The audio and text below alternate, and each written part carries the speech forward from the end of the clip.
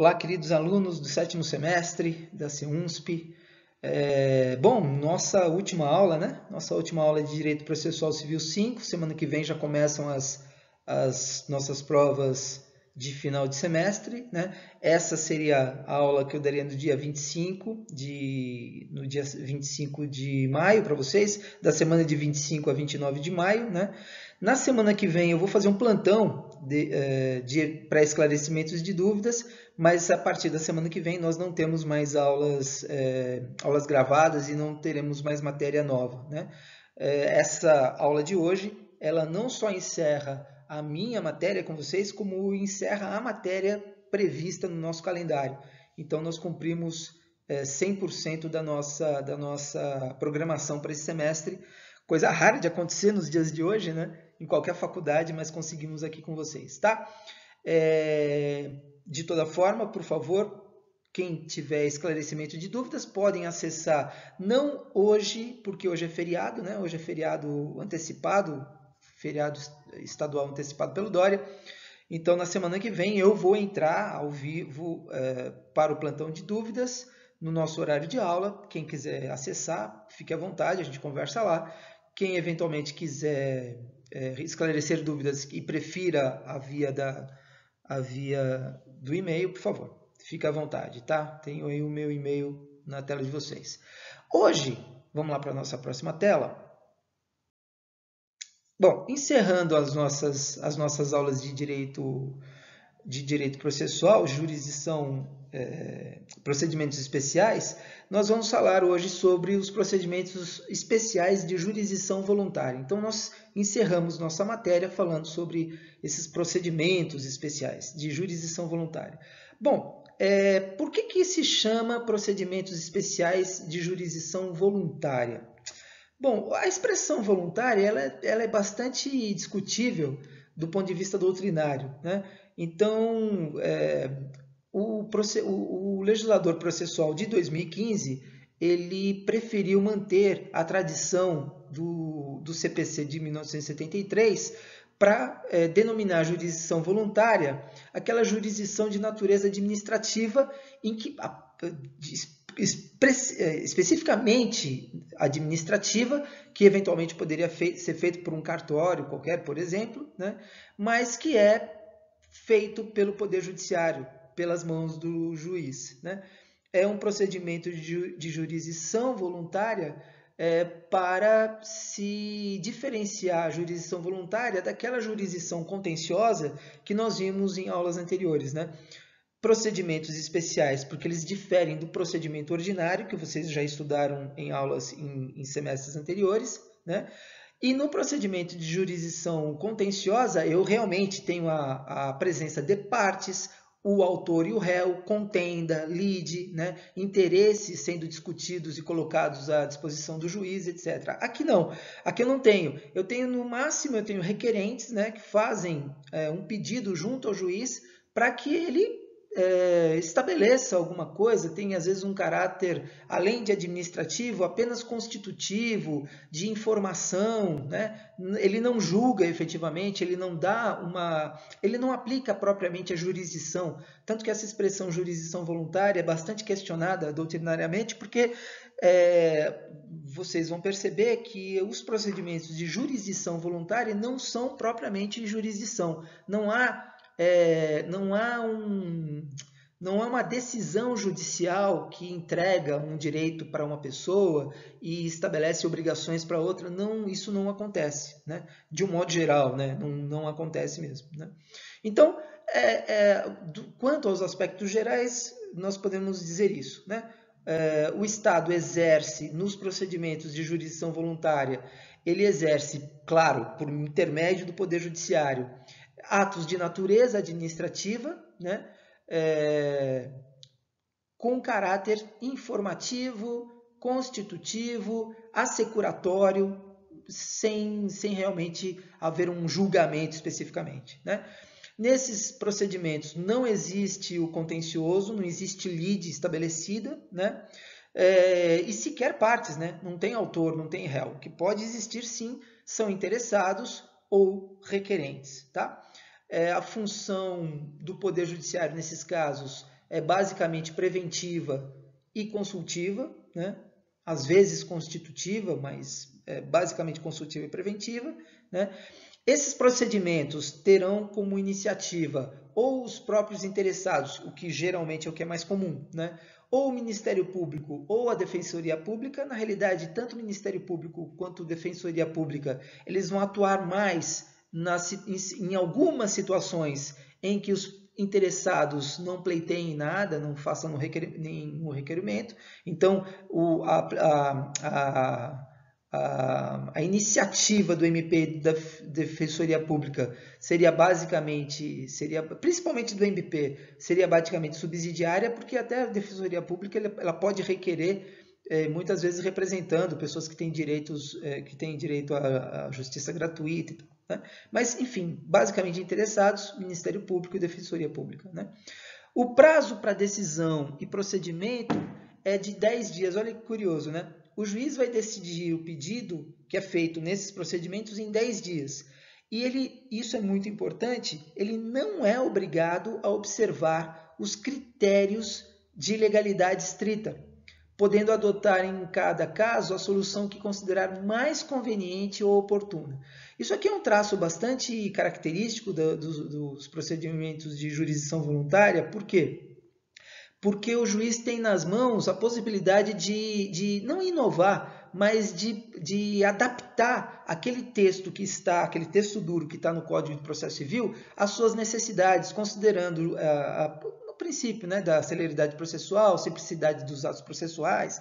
Então, ele tem uma maior gerência em relação ao próprio procedimento. Ele não é obrigado, ele não fica restrito ao devido processo legal, considerado esse aquele processo estabelecido no Código. Por se tratar de jurisdição voluntária, ele pode modificar alguns procedimentos no sentido de acelerar, simplificar e, claro, sempre sem prejudicar partes ou terceiros, mas fica mais na mão do juiz. O que gera uma certa dificuldade para as aulas expositivas para o professor, é curioso, né? Porque, assim, como a própria lei dá ao juiz a possibilidade de não seguir estritamente o que está na lei, cada juiz, cada comarca, cada foro regional, eventualmente, ele poderá ter um procedimento diferente, né? Então, às vezes, o que o professor poderá falar seguindo o Código de Processo Civil pode ser que o juiz daquela própria comarca em que esteja estabelecida a instituição de ensino pode já mudar, pode já atuar diferente, graças a essa liberdade concedida pelo próprio legislador processual, né?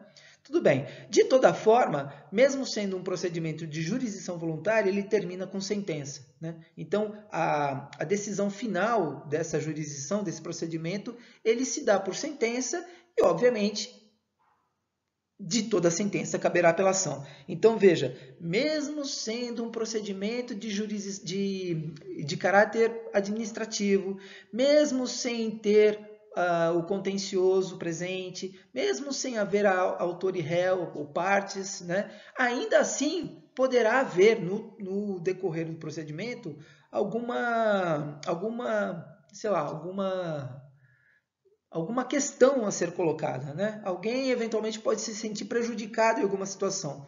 Se isso ocorrer, como a decisão é dada por meio de uma sentença, então é possível sim a apelação. Não se é tirado dos interessados ou dos requerentes o direito ao duplo grau de jurisdição, em que pese seja bastante incomum que isso aconteça em procedimentos de jurisdição voluntária. Embora incomum, ele pode ocorrer e se ocorrer, ele é totalmente previsto pela lei, tá? Então, essa é a introdução que eu faria para os procedimentos especiais de jurisdição voluntária. Agora, cabe a gente ver cada um dos procedimentos, tá? Vamos lá? Próxima tela. Bom, o primeiro procedimento, ele é um procedimento muito simples, que é o da notificação e da interpelação judicial, tá? Considerando que notificação, vocês já devem ter visto isso lá no início do processo civil, das aulas de processo civil. O que é notificação? A notificação ela ocorre quando alguém tem um interesse em manifestar formalmente, e aí sim, tão formalmente que é através do juiz, a sua vontade a outrem sobre assunto juridicamente relevante, né? Então, de repente, manifestar a sua vontade sobre a possível alienação judicial de um bem, ou manifestar a sua vontade sobre se não houver um acordo, pacto acessório, um pacto extrajudicial, a vontade de uma determinada parte promover uma ação contra a outra, de cobrança, enfim, né? De obrigação de fazer, de dar e tal. Então, mas veja, é apenas um aviso, uma comunicação. A notificação é apenas uma comunicação. Interpelação ocorre quando o requerente conclama o requerido para que faça ou deixe de fazer o que o requerente entenda ser do seu direito, né? Então, fazer uma interpelação que poderia ser pela via judicial, extrajudicial, poderia ser pela via do cartório, poderia ser uma interpelação própria, de próprio punho, o cara vai lá e entrega para o cara. Mas por uma questão de segurança jurídica, uma questão de vontade, de opção, ele vai pela via judicial, né? Então ele pega e interpela alguém para que ele deixe, por exemplo, de jogar lixo no seu imóvel, né? Ou que ele pare de estacionar o seu carro com as rodas com o pneu e a roda do carro em cima da garagem porque está estourando tudo, os encanamentos. Então veja, não é contencioso, por quê? Porque ele só está avisando.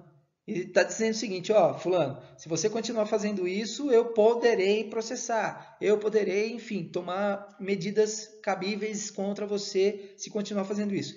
Tanto a notificação, quanto a interpelação, quanto o protesto, que embora não esteja lá como se fala, não esteja no subtítulo dessa parte dos procedimentos, mas lá o artigo 726, parágrafo 2º, traz isso, né? Traz esse ato judicial de documentação, comprovação de intenção do promovente. Tanto que protesto era a denominação que era trazida no Código de 73. Lá, nesse mesmo lugar onde está hoje a notificação e interpelação, tinha também o protesto, né? O legislador preferiu retirar o protesto, enfim. Mas, de toda forma, tanto notificação, tanto interpelação, tanto como protesto são formas de comunicação e cada um terá um objetivo, né? Como nós vimos. De toda forma, esse protesto, que poderia ser feito extrajudicialmente por um tabelião, ele vai ser feito... Não, desculpa. Essas notificações, interpelações e protestos que poderiam ter sido feitas extrajudicialmente por um tabelião, por opção do requerente, ela é feita judicialmente por um juiz. O juiz não julga nada, ele simplesmente verifica o pedido e vai lá e faz a comunicação pelo correio ou, eventualmente, se for o caso, por um oficial de justiça. Mas é apenas um ato de comunicação nessas três possibilidades, nessas três naturezas, tá bom? Então, como o juiz tem liberdade para promover essa comunicação da forma que lhe aprouver, então não temos mais muito o que falar sobre isso, né? É só saber que é possível, sim, esses atos de comunicação pela via judicial, tá? Próxima tela. Olha só, alienação judicial, né? Não havendo acordo entre os interessados sobre o modo como se deve realizar a alienação do bem, o juiz de ofício ou a requerimento dos interessados ou do depositário mandará aliená-lo em leilão. Veja só, essa alienação judicial ela vai ocorrer sempre que houver discussões sobre a possibilidade de vender ou não um determinado bem. Isso ocorre de forma muito comum nos condomínios, né? Quando duas ou mais pessoas, muitas vezes por questão de herança, elas passam a se ver em condomínio necessário, né? Um condomínio forçado, porque adveio não de um contrato, mas adveio de uma situação de morte de alguém que os tornou condôminos por herança, etc., por testamento. Então, quando não se chega a conclusão quanto à venda ou não do bem, ou o valor que vai se vender o bem, um quer 300 mil e o outro por 200 mil valeria. Aí ele encontra um comprador, o cara que quer vender mesmo por 200 mil, encontra uma pessoa interessada em comprar à vista por 200 mil. Só que aí o que quer 300 mil no mínimo, ele pega e não aceita vender. O que faz esse cara? Ele entra com pedido de alienação judicial. Ele, obviamente, faz uma petição inicial, faz o motivo, o seu requerimento, o porquê do seu requerimento, o juiz vai verificar, olha, é um imóvel que parece que está sendo supervalorizado pelo requerido. O requerido é o outro condômino que não aceita vender por 200. Né? Então ele vai dizer o seguinte, não, é o caso de se vender mesmo. O que faz o juiz? O juiz não vai entrar no mérito de se dizer pode ou não pode. A única coisa que ele vai verificar é a legitimidade da pessoa que está requerendo e a razoabilidade da venda para aquele terceiro, seja judicialmente, seja extrajudicialmente. O juiz simplesmente vai ser uma via de intermediação, vamos dizer, entre aspas, dessa venda. Né? Se por um acaso a outra parte não aceitar de forma alguma essa venda, ele vai poder promover depois no final da sentença, né, a apelação para tentar reverter essa possibilidade de venda. Mas não há contencioso aí. Não há contencioso. Por quê? Porque não vai se discutir se a pessoa pode ou não vender, se tem direito ou se não tem direito e tal. O que vai se discutir é para quem vai se alienar e se essa alienação será extrajudicial ou judicial. De toda forma, é possível o pedido de autorização pela via judicial. E uma coisa importante aqui, hein? Pode ser que o requerente requeira alienação pela via judicial, pela jurisdição voluntária, mas que o próprio juiz aceite a requerimento da parte requerente, da parte que está pedindo, que essa alienação seja feita extrajudicialmente. Então, em que pese esteja escrito aí alienação judicial, ela não necessariamente deverá ser pela via judicial, por leilão judicial. Não, ela pode ser pela via extrajudicial também. Tá bom? Vamos lá, próxima tela. Olha aqui, ó. Procedimento especial de jurisdição voluntária referente a divórcio, separação consensual, extinção consensual de união estável, alteração do regime de bem do matrimônio. Né? Então, o que acontece aqui?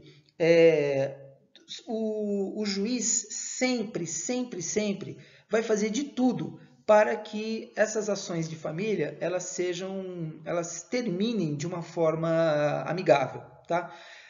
Se não for amigável necessariamente, pelo menos conciliadamente. Né? Então, mesmo que às vezes o divórcio se inicie de forma contenciosa, o juiz vai fazer de tudo para que o procedimento de divórcio, separação, etc., alimentos, reconhecimento ou extinção de união estável, que o juiz vai fazer de tudo para que esses procedimentos terminem de forma amigável. Né? Acontece que muitas vezes o próprio procedimento já se inicia de forma amigável. Né? Então, quando isso acontece, em todos esses casos, o que vai acontecer? Divórcio, vamos pegar o divórcio como exemplo. Ambos os cônjuges, muitas vezes acompanhado de um advogado só, eles pegam e já formalizam a petição inicial com todos os dados referentes à possibilidade de se conseguir aquele divórcio. Então, a qualificação completa das partes, qualificação e apresentação dos filhos, o rol, a apresentação do rol documentado de todos os bens pertencentes a ambos, a forma como esses bens serão partilhados, se as questões referentes a alimentos entre os cônjuges, se houver, não é hoje muito comum, mas pode acontecer, e principalmente as questões referentes aos alimentos e à guarda dos filhos. Então, tudo isso já tem que estar junto na petição inicial. Né?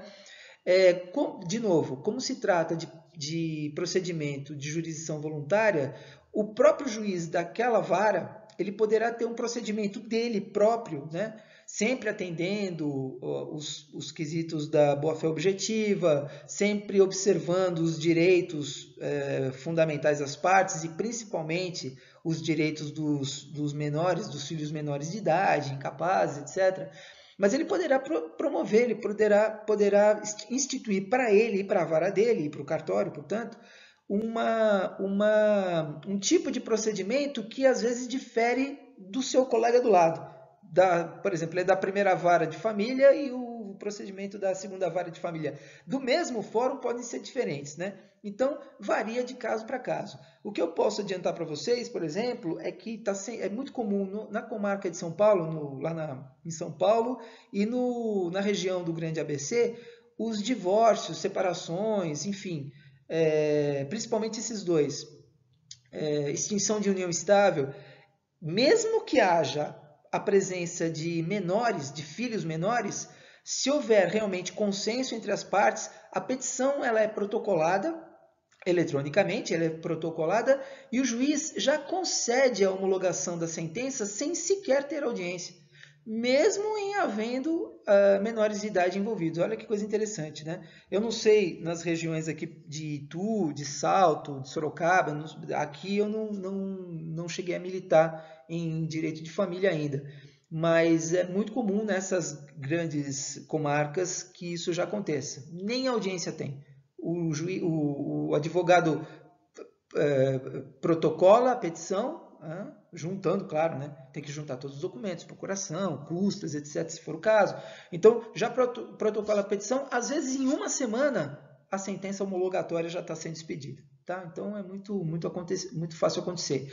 E outra coisa, se vocês bem repararem, em todos esses casos, exceto no caso de alteração de regime de bens, o divórcio consensual, separação consensual e extinção consensual da união estável, se não houver nascituro ou filhos incapazes, elas poderão ser feitas por escritura pública. Então, hoje em dia, sequer é necessário que haja um processo, mesmo de jurisdição voluntária, não é necessário procurar o Poder Judiciário, né? Divórcio, separação, inventários, arrolamento de bens, adjudicação de bens, que mais? Extinção de união estável, poderão ser feitas por escritura pública no cartório, né? No cartório de registro de pessoas naturais e de títulos e documentos, sem a necessidade de passar pelo Poder Judiciário, sempre observando que não haja filhos menores ou incapazes e que as partes estejam de acordo com aquilo que elas estabeleceram, né? Elas próprias devem estar de acordo, não deve ter nenhum conflito ainda com arestas pendentes, tá bom? Só um finalzinho aqui, alteração do regime de bens do casamento, tá? O que acontece? Muitas vezes a pessoa ela casa sob um determinado regime de bens e se arrepende, ou muda, ou às vezes não é nem que se arrependa, às vezes ela não pode casar sob um determinado regime de bens. Por exemplo, vamos supor que haja uma autorização judicial para que menores de idade se casem, né? Então, assim, os menores entre 16 e 18 anos, eles pegam, se casam e tal. Quando esses menores de idade se casam, através de suprimento judicial, ou seja, os pais não aceitavam, não deram autorização para o casamento e eles tiveram que buscar a via judicial para conseguir o suprimento judicial para o casamento, né? Desses menores de idade. Esse casamento ele deverá necessariamente ser feito pelo regime de comunhão parcial de bens, né? Ou de separação, mas principalmente pelo regime de comunhão parcial de bens. Nada impede que, após eles se tornarem maiores de idade, eles pleiteiem alteração do regime de bens. Ou às vezes para separação total, ou eventualmente para comunhão universal. Aí, problema é deles, né? Já são maiores de idade, eles que se virem, né? Ou às vezes, muitas vezes, acontece do casal realmente meio que se arrepender do regime que escolheu. Então eles casam, por exemplo, no auge do amor, em regime de comunhão parcial, de comunhão universal de bens, né? E aí eles percebem com o passar do tempo que, por exemplo, às vezes pela própria profissão deles, né? Um é empresário, o outro é, sei lá, profissional liberal, enfim. Aí eles começam a perceber que essa comunhão universal tem trazido mais problemas para eles do que vantagens. Então, para facilitar a vida empresarial, a vida do profissional liberal, às vezes para simplificar questões relacionadas à Receita Federal, o que eles fazem? Eles pegam e transformam aquele casamento que era de comunhão universal de bens em, o que é mais comum, em separação total de bens. O casamento permanece, né? Ninguém está falando de divórcio, de separação, não. O casamento permanece intacto, o que se modifica é o regime de bens. E esse pedido, que é feito por requerimento das partes, né? Eles têm que assinar, ambos assinam, né, o pedido e tem que motivar. Não é só, eu quero transformar de tal para tal regime. Não, tem que apresentar modificação para isso. Uma vez motivado, muito provavelmente o juiz vai conceder. Tá bom? Muito bem. Próxima tela. Testamentos e codicílios. O que acontece aqui? Qualquer pessoa pode fazer um testamento. Esse testamento pode ser por escritura pública, esse testamento pode ser cerrado, ou seja, particular, esse testamento cerrado ou particular, né?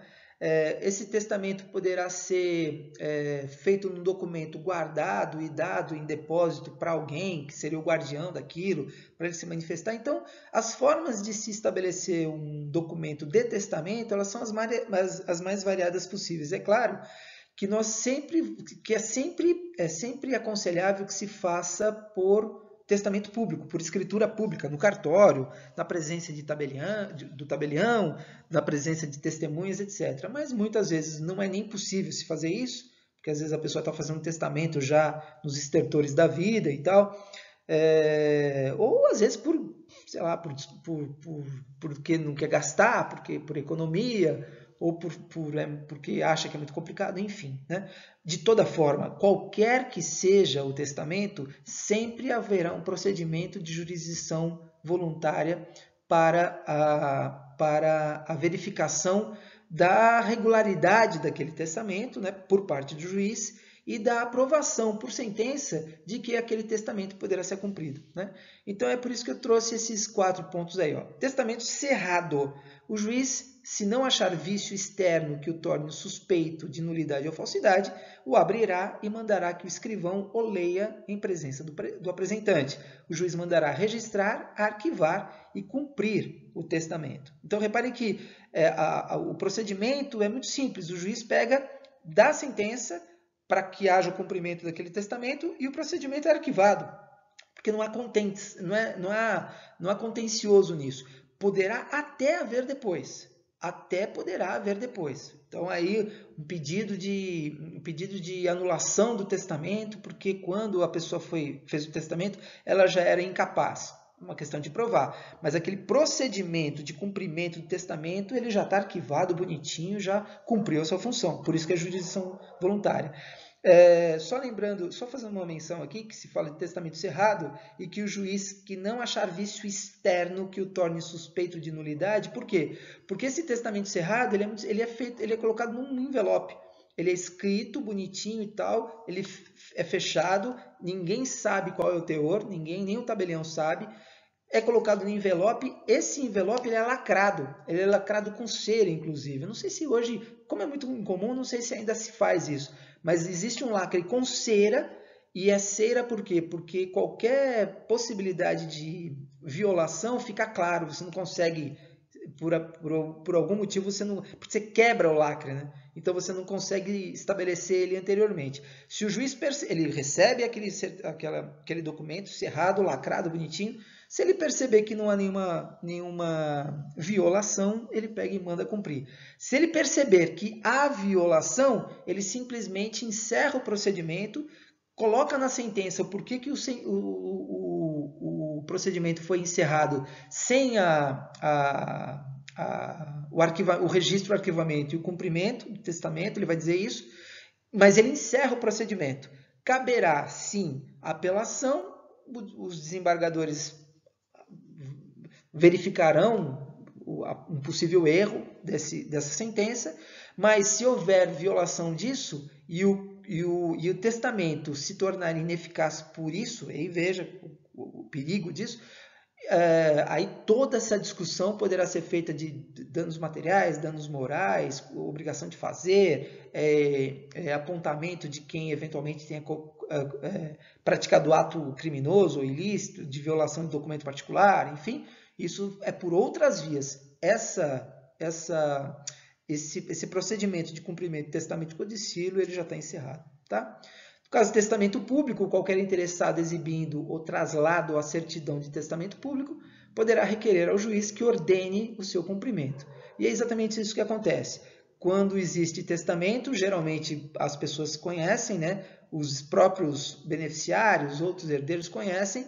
Como é um testamento público, ele está registrado num determinado cartório. Aí você procura pelo colégio notarial, o colégio notarial, você faz uma pesquisa pela via do colégio notarial que tem amplitude estadual, o colégio notarial aponta onde está registrado aquilo, você já retira uma certidão, a certidão já vem com um teor específico, você pega esse teor e leva para o juiz. Para o cumprimento do testamento e para a formalização do inventário, né? Porque depois de todo o testamento tem que integrar o inventário para ele ser cumprido. Então, o procedimento é justamente, não dura um mês, é muito rápido. Eu acabei de fazer um recentemente e demorou, do momento em que eu fiz a petição inicial até a sentença que determinou o cumprimento da sentença e, portanto, a formalização do inventário, demorou 23 dias. Em 23 dias já estava pronto, corridos, hein? Você vê como foi rápido o negócio. E aí, expede-se a sentença e aí você opta. Ou você promove um inventário via judicial, por distribuição, não necessariamente no mesmo cartório que observou esse procedimento, porque por distribuição pode ir para a segunda vara da família, terceira vara de família, ou, coincidentemente, a própria vara, nada impede. Ou então a pessoa faz o inventário pela via administrativa, no cartório. Mesmo que for feito pela via administrativa, se houver testamento é necessário esse procedimento. Aqui fica uma observação importante, que tem muitos advogados, inclusive, que estudando apenas o Código de Processo Civil, eles não admitem a possibilidade de haver inventário extrajudicial quando houver testamento. Isso já mudou, tá? Então, existe uma resolução do Superior Tribunal de Justiça que, sim, que admite a possibilidade de haver inventário extrajudicial mesmo havendo testamento. Tá? Então, mas isso não está no código, tá? Isso não está no código e é uma resolução do STJ razoavelmente recente, tá? Então, fiquem aí. E eu só queria fazer uma menção aos codicílios, tá? O codicílio ele é previsto lá no Código Civil, tá? No artigo 1881. E o que é isso? É um documento escrito, datado e assinado pelo testador, né? Porque o codicílio é o que a gente chama de, assim, não é propriamente a doutrina que chama, mas na prática forense, né? Nos usos e costumes forenses, a gente chama de inventário anão ou inventário nanico. Por quê? Porque é um documento que apresenta disposições especiais pelo próprio testador, sobre o seu enterro, sobre esmolas de pouca monta que ele quer pagar para um ou para outro,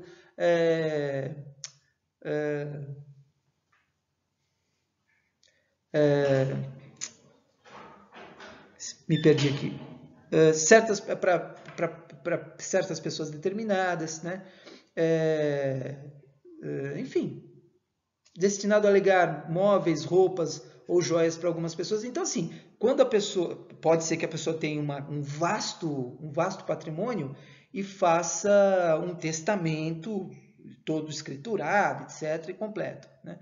Se de repente a pessoa não tem um patrimônio tão vasto assim, ou se eventualmente tiver, ela pode eventualmente fazer os codicílios. Então é um documento escrito, assinado por ela, né? Não precisa nem ser reconhecida a firma e tal. E aí ela pega e faz, e diz, olha, no meu enterro eu quero que se toque faroeste caboclo. Mas por que faroeste caboclo? Porque aí demora bastante para eu ser enterrado, tem uma chance de ressuscitar nesse tempo, são 10 minutos a mais. Enfim, fica havendo essa possibilidade. Próxima tela. Bom, um outro tipo de procedimento de especial de jurisdição voluntária é a herança jacente, né? Vocês tiveram vocês tiveram aulas de ausência lá no início do direito civil, quando vocês tiveram das pessoas, né? A primeira parte, né, da parte geral das pessoas, depois o segundo livro dos bens, depois negócio jurídico, dos fatos jurídicos. Lá no finalzinho da parte que vocês estudaram em direito civil das pessoas, tiveram lá da ausência, etc. Né? Então, o que acontece? O procedimento especial de jurisdição voluntária da herança jacente vai se comunicar com a parte material justamente da herança, da ausência. Por quê? Porque a herança jacente é aquela que é deixada pelo falecido, que sem deixar herdeiro conhecido, né, certo e determinado, ou sem que se saiba da existência dele. Né? Então, quando não existe nenhum herdeiro que requeira para si ou que se habilite num processo de inventário, dentro do prazo estabelecido, né, de 60 dias, etc., a partir de então começa a correr a possibilidade de haver uma distribuição do procedimento de herança jacente. O que vai acontecer nesse caso? O juiz vai nomear o juiz da comarca em que foi o último, em que se estabeleceu como domicílio o falecido pela última vez, né?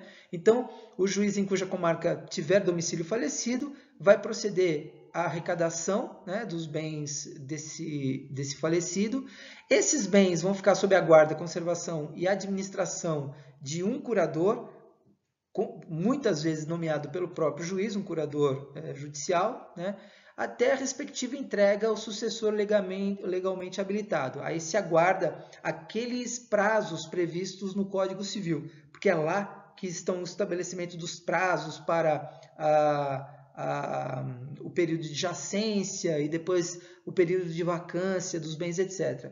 De toda forma, ou algum herdeiro se habilita no processo, né? Ou então existe a declaração de vacância e aí já é um procedimento que vai fazer com que esses bens que eram da esfera particular do falecido passem a ser desaforados para o bem público, né? Seja para a União, seja para o município, a depender da localização desses bens.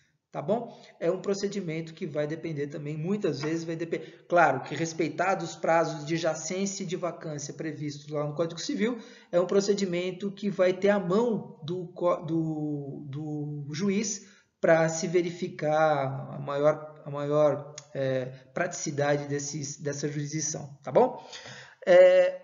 O artigo 746 fala sobre as coisas vagas, né? Olha que coisa interessante. Olha aí, recebendo do descobridor coisa alheia perdida, o juiz mandará lavrar o respectivo auto, do qual constará a descrição do bem e as declarações do descobridor.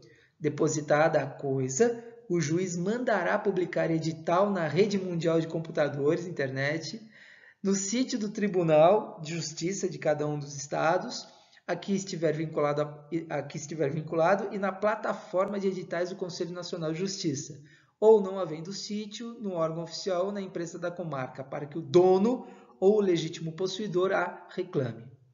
Bom, está previsto no código. Então, chama-se coisas vagas aquelas coisas que foram deixadas sem que se saiba da notícia do seu proprietário. Então, veja, o descobridor é uma coisa importante. Descobridor não é aquela pessoa que descobre uma coisa que agora passa a ser dele, não. Esse cara que, por exemplo, pesca um peixe em alto mar e que passa a ser proprietário originário dele, ele é denominado de ocupante, ele se ocupa daquilo, né? Ocupação. Né? O cara que descobre a coisa porque ele viu uma caixa com muitas moedas históricas num determinado lugar e que não pertence a ele, ele sabe disso, não nasceu lá naquele negócio, porque não é planta, mas ele também não sabe de quem possa ser. Né? De duas uma, ou ele vai, por exemplo, no metrô, nos achados e perdidos e entrega a coisa lá para que o seu legítimo proprietário eventualmente a procure ou a reclame, ou então ele se utiliza do procedimento das coisas vagas. Em vez de ele pegar para si, que seria apropriação indébita, um crime previsto no Código Penal, então ele pega e se habilita num processo de jurisdição voluntária referente a coisas vagas e passa esse bem às mãos do juiz e, portanto, sob a responsabilidade do Poder Judiciário. A ideia é justamente essa, tá bom? Próxima tela. E aí vocês vão percebendo que eu estou fazendo um elenco, né, de todos os procedimentos de jurisdição voluntária, né? Alguns são um pouquinho mais extensos, outros são muito simples, às vezes tem alguns que se resumem a um artigo só, né, dependendo da maior ou menor complexidade das ações. Agora, interdição. Então, por que o legislador prevê a interdição como um procedimento de jurisdição voluntária, né? Previsto lá no 747 e no 758. Bom, na realidade é o seguinte, esse procedimento ele tem como objetivo constituir o requerido em regime de interdito, ou seja, se ele não é menor de idade, portanto, se ele passar a ser maior de idade, em qualquer momento ele poderá ser considerado como um interdito dentro daquelas situações previstas no Código Civil, né? E aí o que acontece? Por que isso? Porque se ele não é capaz, se ele não é plenamente capaz de atuar na vida civil e de entender as suas obrigações e os seus direitos na vida civil, significa que ele não tem plena capacidade. Se ele não tem plena capacidade, a essa pessoa é necessário se estabelecer um curador, né? Então, esse curador geralmente é a pessoa que requer a interdição. Não necessariamente, mas geralmente. E quem é que pode promover essa interdição? O cônjuge ou companheiro do requerido, o interditando, né? Os parentes ou tutores desse interditando, porque às vezes o interditando ele tinha um tutor porque ele era menor de idade. A partir do momento que ele passa a ser maior de idade, mas ele continua com a incapacidade parcial ou plena, enfim, mesmo assim, então aí ele precisa sofrer um processo de interdição, né? Representante de entidade em que se encontrar abrigado, interditando, então, por exemplo, uma casa, um abrigo para idosos, um abrigo para eventuais toxicômanos, alcoólatras, dependendo da situação, né? Ou pelo próprio Ministério Público. Então, o que acontece é isso. Essas pessoas que têm legitimidade para promover a interdição, elas vão peticionar o juiz e estabelecer e informar porquê do pedido. O requerente, ele é uma dessas pessoas que a gente comentou. O requerido é a parte contrária, mas mesmo assim não é contencioso. E não é contencioso por quê? Porque na realidade não existe o autor querendo pleitear direitos seus contra o réu, como acontece nas lides que a gente vê em procedimento comum. Não, é um procedimento de jurisdição voluntária porque o que se pretende do requerido é protegê-lo, né? Então, quem quer que esteja pleiteando o pedido de interdição, no fundo, claro, quer proteger o interdito, o interditando, nesse caso, dos seus próprios atos, né? Então, é um procedimento de jurisdição voluntária justamente porque não tem um conflito de interesses. Não, ninguém está querendo nada do interdito. O que se quer é o bem dele e quer se colocar ele sob curatela justamente para quê? Para que ele não possa trocar os pés pelas mãos e cometer atos que vão o prejudicar. Basicamente é isso, né? Muito bem. De toda forma, o procedimento, o resumo desse procedimento, o que deve se ter nesse procedimento é a petição com laudos médicos, psiquiátricos, psicológicos, dependendo do tipo de interdição, com a motivação para o requerimento, né? Estabelecendo eventualmente quais são as restrições que se pretende dele, por exemplo, a restrição de proibi-lo de alienar imóveis, de fazer as coisas, enfim, aí tem que estabelecer, vai depender muito de cada tipo de interditando, né? O juiz recebendo essa petição, o juiz vai designar uma data para ouvir o interditando, ou seja, vai ser uma entrevista, e aí ele vai perguntar um monte de coisas para esse sujeito, né, para esse interditando. Vai perguntar sobre a sua vida, sobre os seus negócios, no que trabalha, sobre a sua família, do que gosta, do que não gosta, quem são os seus filhos, para verificar em loco ou em loco não, mas enfim, pessoalmente, verificar pessoalmente quais são as dificuldades dessa pessoa, né? De toda forma, ele percebendo que é realmente o caso de interdição, ele decreta por sentença, e essa sentença não faz coisa julgada. E aí uma coisa interessante, por que não faz coisa julgada? Porque a qualquer momento a situação do interditando pode modificar, né? Então ele pode piorar, e aí a interdição pode ser mais restritiva, ele pode melhorar totalmente, e aí não há mais motivo para restrição. Então a sentença não faz coisa julgada, por quê? Porque ela não se solidifica, né? Ela não se torna uma pedra imutável. A qualquer momento ela poderá mudar à medida que vai se mudando a perspectiva da interdição dessa pessoa, né? A interdição pode ser levantada parcialmente, quando demonstrada a capacidade do interdito para praticar alguns atos da vida civil, que é o que a gente acabou de dizer, né? Então, a interdição, uma vez constituída a interdição, ela não vai ficar absolutamente imutável. Ela pode ser tanto levantada totalmente, integralmente, quanto parcialmente, a depender da situação de cada caso, tá? Muito bem, próxima tela aqui. Disposições comuns à tutela e à curatela. Na realidade, esses artigos 759 e 763 vai mais ou menos, vão trazer regras gerais sobre a intimação do curador e do tutor, né? Quais são, quando ele vai prestar compromisso, quais são o compromisso, qual a extensão desses compromissos, né? Vai verificar a possibilidade do tutor ou curador se eximir do cargo ou ser tolhido dele a sua incumbência, às vezes por má gestão dos negócios do interdito, enfim, né? Então, essas disposições comuns à tutela e à curatela são aqueles procedimentos de jurisdição voluntária que venham agregar a situação de tutela e curatela já estabelecida, né? Então, é um procedimento mais complementar, né? Complementar, inclusive, aquele que a gente acabou de falar sobre a interdição, tá bom? Bora lá, próxima tela. Olha só, da organização e da fiscalização das fundações, mais um procedimento de jurisdição voluntária. O que acontece aqui? Bom, a gente viu que quando vocês estudaram das pessoas, vocês tiveram dois grandes momentos, né? O estudo das pessoas naturais e depois o estudo das pessoas jurídicas. Dentre as pessoas jurídicas, você tem lá as sociedades pias, as sociedades religiosas, sociedades empresárias e tem as fundações também.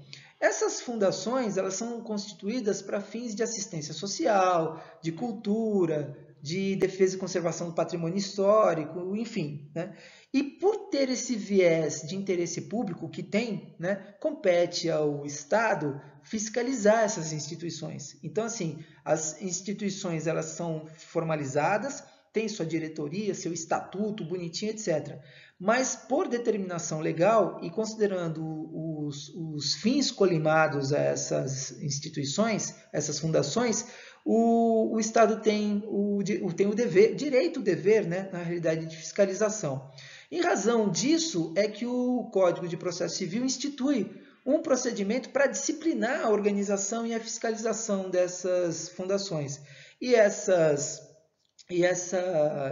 esses procedimentos, eles têm um patamar geral, né, de fiscalização, quem vai ser o fiscal, enfim, quais são os direitos e os deveres dos fiscais, etc. Mas elas também são muito maleáveis a cada tipo de instituição, a cada tipo de formatação dessas instituições, etc. Né? Então, é um procedimento previsto legalmente que tem uma coluna vertebral mais ou menos intacta, né, para todos os tipos, mas o desenvolvimento do procedimento de jurisdição voluntária vai ser muito adaptado a cada tipo de fundação e a cada objetivo de cada fundação, tá bom? Mas de toda forma está previsto lá entre o 764 e o 765, tá? E finalmente, o último dos procedimentos especiais de jurisdição voluntária é bastante curioso, inclusive, né? Nós que somos muito da terra, a gente às vezes não tem muito contato com esse tipo de procedimento, mas ele é muito interessante, que é o procedimento de ratificação dos protestos marítimos e dos processos testemunháveis formados a bordo, né? Artigo 766 até o 770 do Código de Processo Civil. Então, o que acontece? Para que serve isso aí? O capitão, ele é o comandante da embarcação, ele é o comandante do navio, ele é o comandante da tripulação, né? E comandante, obviamente, de todas as pessoas, e responsável por todas as pessoas que estão dentro da embarcação. Ele seria como o presidente daquilo. E ele tem, graças ao Código Comercial, graças ao direito marítimo, ele tem muitos direitos e deveres e tem muitas incumbências, inclusive sociais nele, né? Então, esse capitão que tem as suas atribuições várias, né? Ele pode casar, inclusive, as pessoas, e tem muita gente que vai justamente numa embarcação para poder se submeter a um casamento em alto mar, né? E o casamento é celebrado pelo comandante, é uma celebração muito bonita, aliás, e tal. Só que dentre as suas obrigações, ele tem a atribuição e o dever de escriturar tudo o que acontece na embarcação que seja juridicamente relevante. Aliás, previsão do artigo 501 do Código Comercial, né? Para isso, ele se utiliza de 3 livros, né? E um desses 3 livros se chama Diário de Navegação, né? Cuja existência está prevista no artigo 504 do Código Comercial. Nesse livro, ele vai assentar todas as ocorrências que interessem à navegação e também acontecimentos extraordinários que ocorrem a bordo da sua embarcação. Então, por exemplo, nascimento, casamento, óbito, roubo de passageiros ou da própria embarcação, roubo de carga. Então, todos esses acontecimentos que ocorrerem durante o trajeto, naquele período, ele tem que assinar, ele tem que preencher, ele tem que registrar nesse diário de navegação. O que vai acontecer é que, quando ele chegar ao porto, ele tem a obrigação de apresentar ao juiz de direito do primeiro porto e nas primeiras 24 horas da chegada da embarcação, ele tem que apresentar essa documentação, esse livro para o juiz, para ratificação judicial de todos os protestos e processos testemunháveis que foram formados a bordo e que foram lançados nesse diário. Então, para que isso? Porque aquele documento, em que pese seja um documento oficial internamente, ele passa com essa ratificação desses processos e protestos, ele passa a ter uma veiculação erga omnes. Então, o juiz ele corrobora por meio de uma sentença judicial, né, publicada, ele corrobora todos aqueles acontecimentos. Aquela sentença que corrobora o livro de navegação, ela vai servir para o quê? Para fazer o registro do nascimento, para fazer depois a averbação do registro de nascimento, a averbação da certidão de óbito, a averbação do registro de casamento, os boletins de ocorrência que serão feitos a partir da comunicação daquele furto, daquele roubo, daquela situação ocorrida na embarcação, né? Então, é um procedimento comum a toda embarcação, necessário, né? E que serve para dar fé pública, para dar um comprometimento erga omnes, né? Um conhecimento erga omnes de tudo aquilo que aconteceu na embarcação e que seja principalmente sujeita de documentação cartorária ou policial, investigativa posteriormente. Beleza? Tá bom, gente? Então, salvo engano, é isso mesmo. Então, esse aqui é o nosso último ponto, né? A gente termina com essas verificações, procedimento especial de jurisdição voluntária e, finalmente, nós terminamos, depois de um longo e tenebroso semestre, nós terminamos, então, o nosso conteúdo sobre processo civil 5, tá bom? Então, nosso próximo encontro, se tivermos, vai ser na próxima segunda-feira, né? Dia, se não me engano, 1º de junho, então vai ser o nosso último plantão, eu vou fazer um plantão de dúvidas. Na próxima semana nós não teremos mais matéria nova. Matéria da prova é todo o conteúdo do semestre, tá? Do 1º e 2º bimestre. Então, todo esse material vai ficar disponível para vocês fazerem a nossa prova. Já adianto que a nossa prova vai ser uma prova de 10 questões de múltipla escolha. Vai ser uma prova bastante acessível para vocês fazerem, tá? Só não vai ir bem mesmo quem não viu nada das minhas aulas, tá bom? Então tá bom, gente. Bom, quero agradecer demais a cooperação de vocês, camaradagem, a confiança, adorei conhecê-los. Fiquem com a certeza de que foi um grande prazer para mim ser professor de vocês nesse semestre, em que pese, infelizmente, uma grande parte desse semestre a gente tenha ficado tão longe, mas o pouquinho de contato pessoal que eu tive com vocês já foi suficiente para eu saber que eu tive grandes alunos e grandes profissionais no futuro. Não tenho dúvida disso, tá bom? Pessoal, grande abraço, muito obrigado por tudo. E até o nosso próximo plantão, ou então a nossa prova. Estudem, hein? Vou disponibilizar todo esse material para vocês aí. Tá bom? Um grande beijo. A gente se vê. Tchau, tchau.